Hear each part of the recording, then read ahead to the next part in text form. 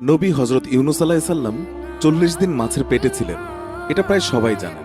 কিন্তু কেন কিভাবে তিনি মাছের পেটে গেলেন, এর আগে ও পরে কি হয়েছিল, এ থেকে আমরা কি শিক্ষা পাই, ইত্যাদি অনেকেই জানি না। তাই আমার এবং অন্যদের উপকারের জন্য আমাদের আজকের এই ভিডিওটি। ইউনুস আলাইহিস সালাম বা জোনা ছিলেন আজকের ইরাক অঞ্চলে প্রেরিত একজন নবী। সেখানকার জনসংখ্যা ছিল ১ লক্ষের একটু বেশি।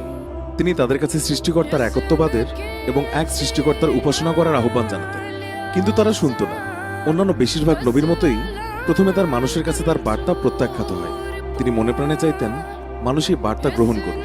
তাই এক পর্যায়ে তিনি বিরক্ত হয়ে ভাবলেন, এরা গ্রহণ না করলে আমি অন্য কোনো জাতির কাছে যাই, যারা হয়তো আমার কথা শুনবে। যেই ভাবা সেই কাজ।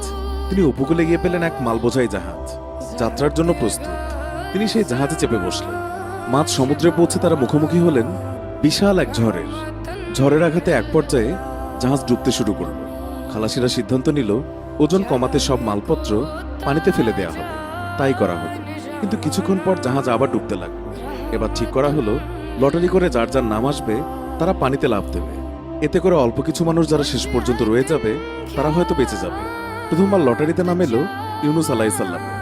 সবাই বলল, না, উনি সাধু সন্ত মানুষ, আবার লটারি করা হোক। এভাবে পরপর ৩বার লটারি করা হলো। ৩বারই নাম এলো হজরত ইউনুস আলাইহিস সালামের নাম। এবার সবাই বলল, ঠিক আছে, কি আর করা, তাকেই প্রথম ঝাঁপ দিতে হবে। বিসমিল্লাহির রহমানির রহিম বলে সমুদ্রে ঝাঁপ দিলেন ইউনুস আলাইহিস সালাম।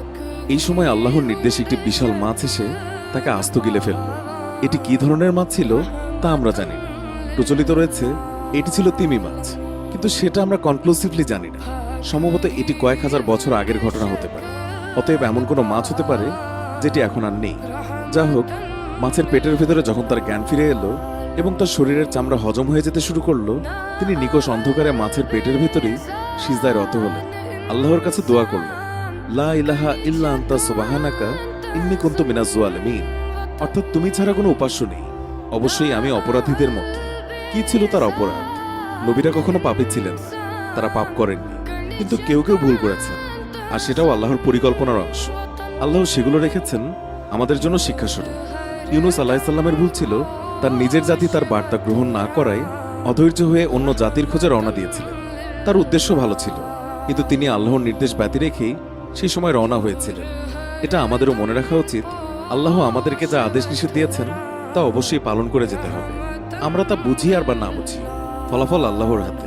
কতদিন বা কতক্ষণ তিনি মাছের পেটে ছিলেন আমাদের দেশে পপুলারলি প্রচলিত হলো ৪০ দিন। বাস্তবতা হলো এটা আমরা অথেন্টিক সোর্স থেকে নিশ্চিত করে জানি না। প্রকৃতপক্ষে কতদিন ছিলেন সেটি মুখ্য নয়। তিনি